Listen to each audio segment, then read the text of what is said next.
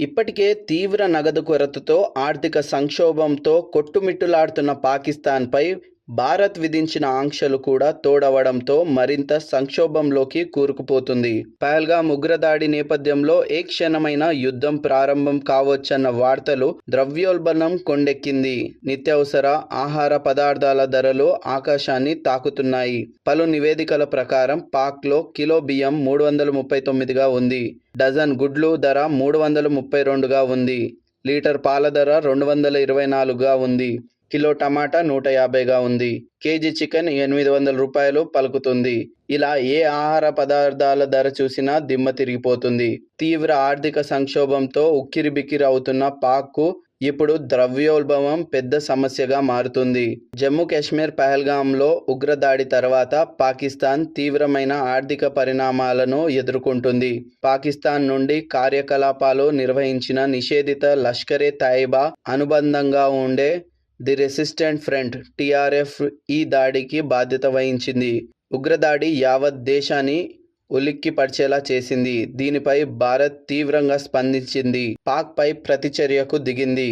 సింధు జలాల ఒప్పందం రద్దు చేయడం, పాకిస్తాన్ పౌరులు, అధికారులను భారతదేశం నుండి బహిష్కరించడం ఉన్నాయి. ఈ చర్యలు పాకిస్తాన్లో గణనీయమైన ఆర్థిక పతనానికి దారితీసింది.